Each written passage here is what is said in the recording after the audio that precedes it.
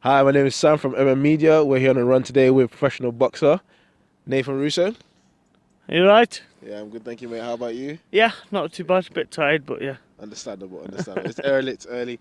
So, what got you into boxing and why boxing? Um, well, I did trampoline and gymnastics Whoa. when I was 9 till I was 12. Okay. I was getting a bit of stick at school, Wow. as you do. Yeah. Trampolining, got bullied.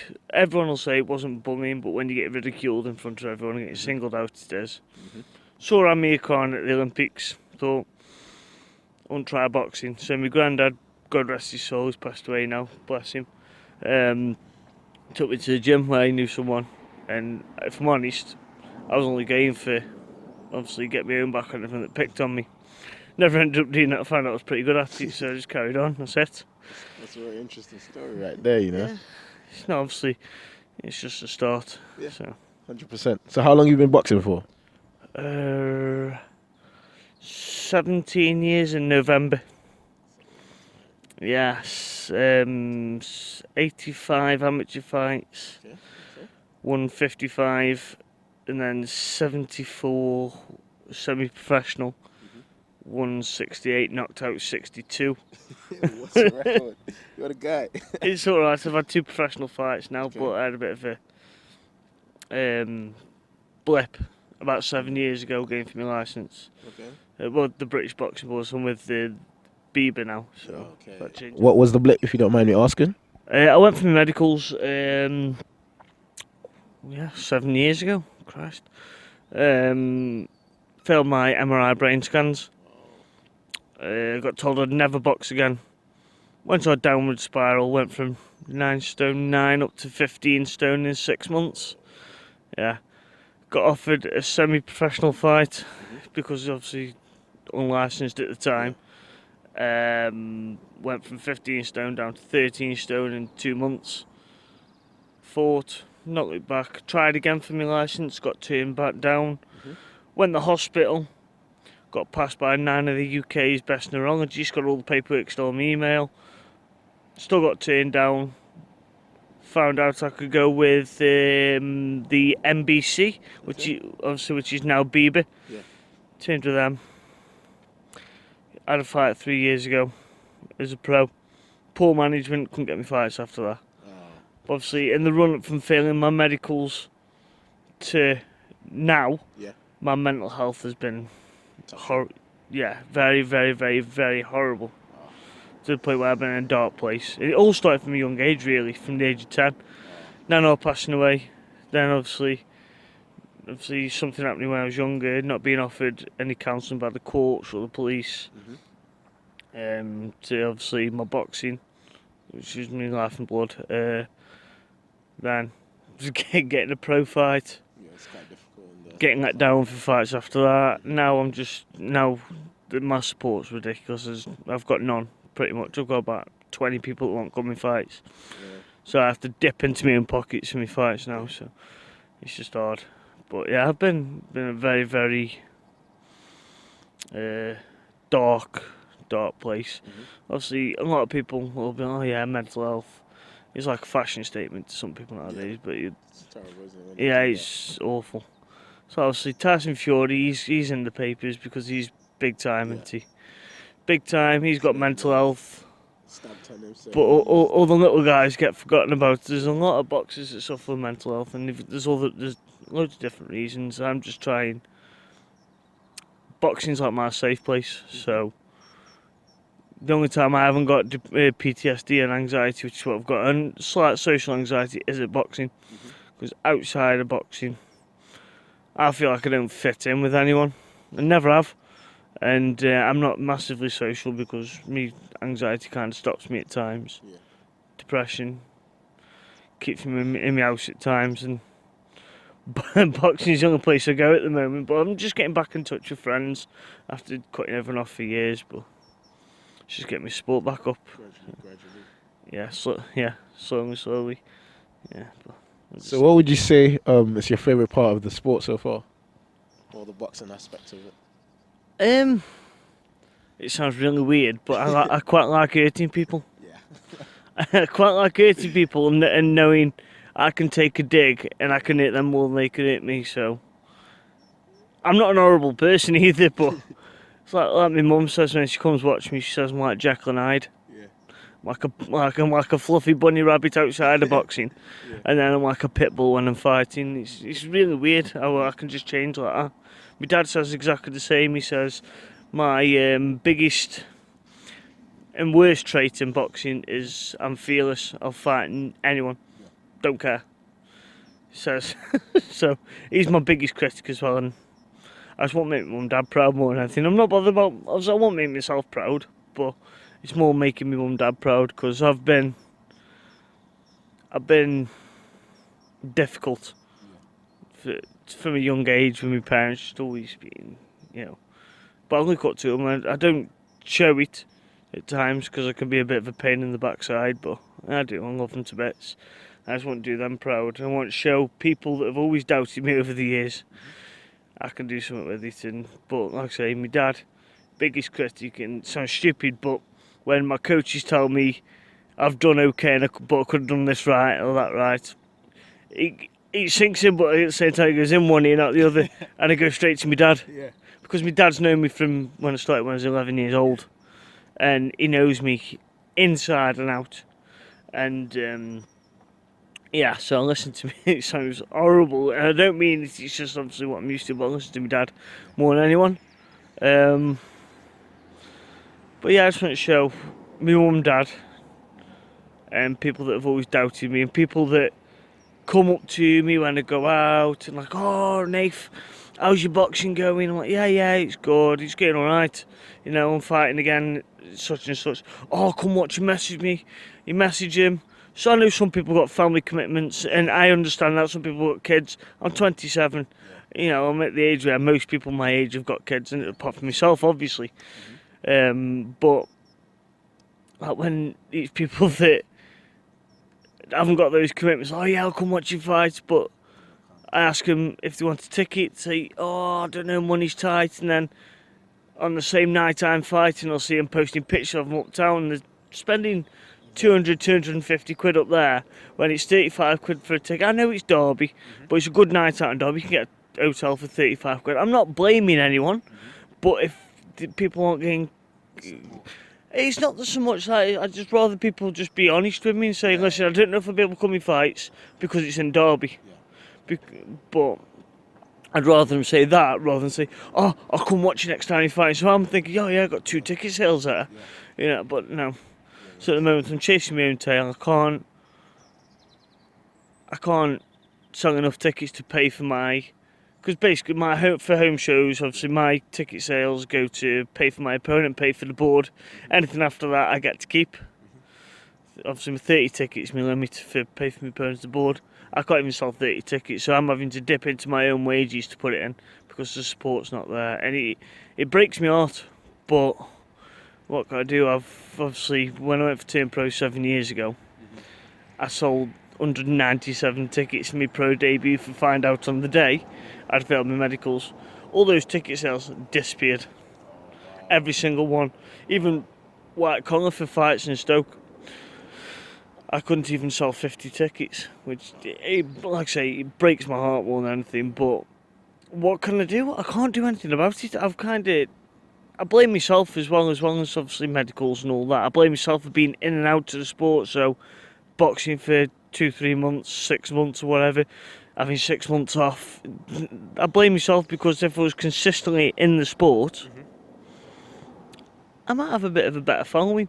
I feel like I've let not only myself down but other people as well. I'll just try and make amends now and show people that I'm meant to have my name in lights. So, anyway, enough of the moaning.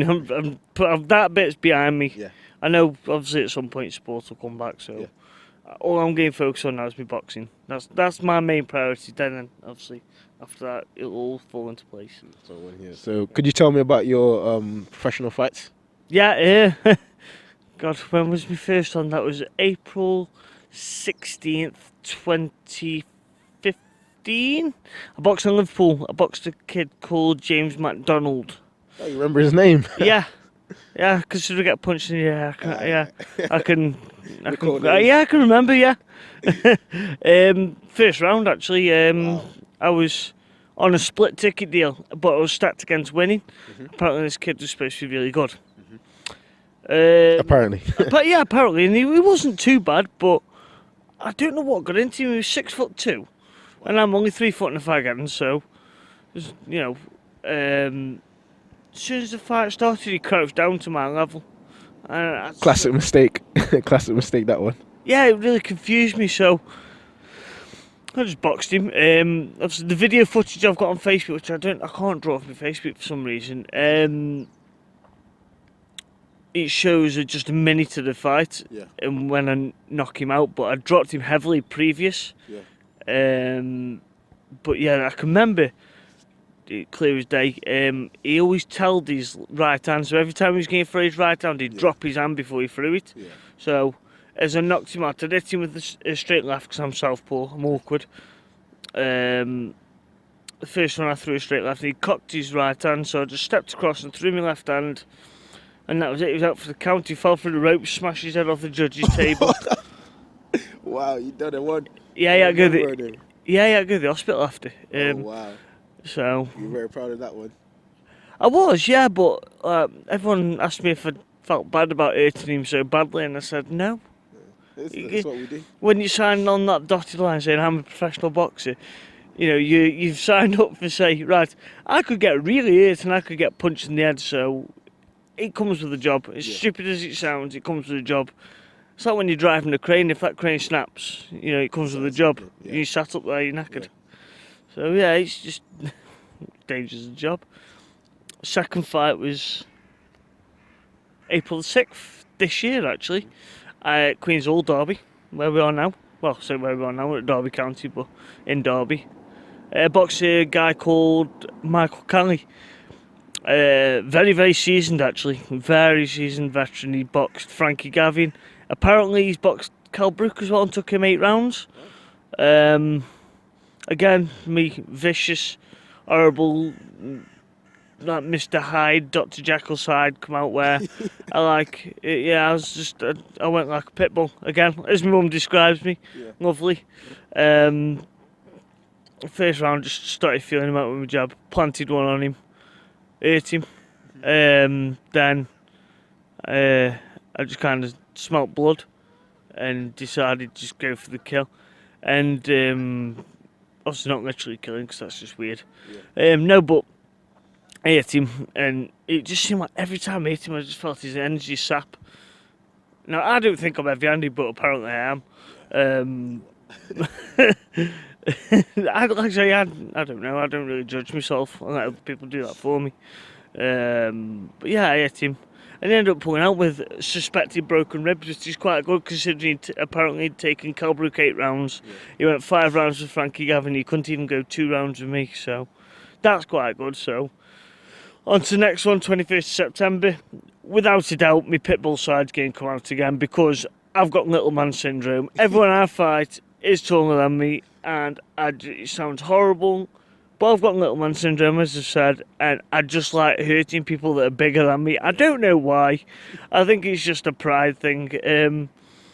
And plus, I'm quite weird. I don't mind taking a hit to give off one myself because I think I've got quite a hard head. So I'm alright. It helps. But this kid I'm fighting's coming down from 14 stone. Okay. And obviously this fight's been matched at 12 stone, and it's not my own weight, but I don't care. We'll just see how it goes. Regardless of me saying I like hurting people, outside of boxing, I am completely the opposite. I am like a big fluffy bunny rabbit, like I said previously. I wouldn't say boo to a goose. I'm not a violent person. It's like I must have quite a bit of aggression that's channeling into boxing. It's like nowadays I've seen on, you know, like knife crime and all this on telly. I just think it's absolutely ridiculous. I do, because why not put the knives down, get in the boxing gym. If you've fallen out with someone, go to the boxing gym and settle it. Yeah. I'm sure a boxing gym will take anyone if they want to settle a dispute rather than someone getting stabbed and killed. 100%. But I don't know. Like I say, I'm soft outside of boxing. People will say, "Oh, you know, wouldn't thought you were a boxer." Yeah. Not like, because you just like there's no aggression in you whatsoever. No. Lovely lad. Yeah, just like I say, Jekyll and Hyde, completely Jekyll and Hyde. I'm like really, really nice and really, really polite to people, and then boxing, I won't rip your head off, and it's just really weird. Oh well. But it's the best way to do it. Yeah. Best way to do it. I'm channeling whatever aggression I've got into something that's going to be good, and it's going to get my name in lights more than anything. And I want to show people that suffer mental health, no matter what you do, there's always a way out. And also kids, getting into gangs or getting violent on the streets. I want to show them that you can channel your aggression. Get yourself in a boxing gym. I'm sure there's plenty of gyms that will take them, like I've said, and just do it that way. I want to beat people up when they were bullying me, and I ended up turning me boxing into a sport. We could have the next Ricky Hatton or Mayweather on the streets at the moment, but they're too busy getting into fights on the streets. So it's up to them. But like I say, I think people should always try boxing. It's the best discipline in the world, better than that, anything. So, but yeah. So now, could you tell me about your training or how you train for an upcoming fight on the 21st of September? Right, so just specifically for this fight alone? Yeah, for this fight alone. Well, this fight alone, because it's been made at a weight that's higher than what I usually fight at, because my manager's actually struggling to find people to fight me, which is really, really disheartening, but at the same time it's good. I'm this at 12 stone, I usually box at 11 stone and under. Okay. So I'm a stone heavier, so I'm literally doing pure power work. It's literally, basically, Dan, who's at Box Clever where I train in Derby, says he wants me to turn into someone who doesn't just hurt people, who really, really hurts people. You can. And he wants to make me a vile person to fight. I'm like, right, okay, nice one, Dan, thanks for that. So I'm literally just, at the moment, just doing pure pad work. Just keep my arms nice and supple, keep my speed there.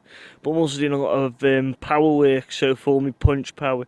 Because like I said, the kid I'm fighting is coming down from 14 stone down to 12. And I'm going up from 11 stone to 12. So I'm going to bring some fireworks, and really, really big fireworks with this power work I'm doing. I'm hoping get him out. And, boxing, you don't get paid for overtime. So you get in, get him out, go home. Safety first. Yeah, safety first. It's just more like just saving me energy. So I can have a good sleep rather than get home a bit later and be knackered. Yeah, and plus obviously this one I've got a charity football game next day in memory of my granddad. So I won't get him out quick, so I can go home, get my head down, and then go play football the next day. And I don't want any bruises on my face in case the newspapers are there and they want to take pictures of me and my little brother who were playing in memory of my granddad. So. Don't want to go in there with all cuts up my face and looking like Elephant Man. So we'll just see how it goes. Get him out. Pitbull comes out. Even bigger Pitbull because I'm going to like this power work. But other than that, just running. Like I say, pad work. Just concentrate on my speed, my footwork, getting everything transferred from my head to my hands and my feet. And like I say, literally just pure power work. It's going to be like a machine.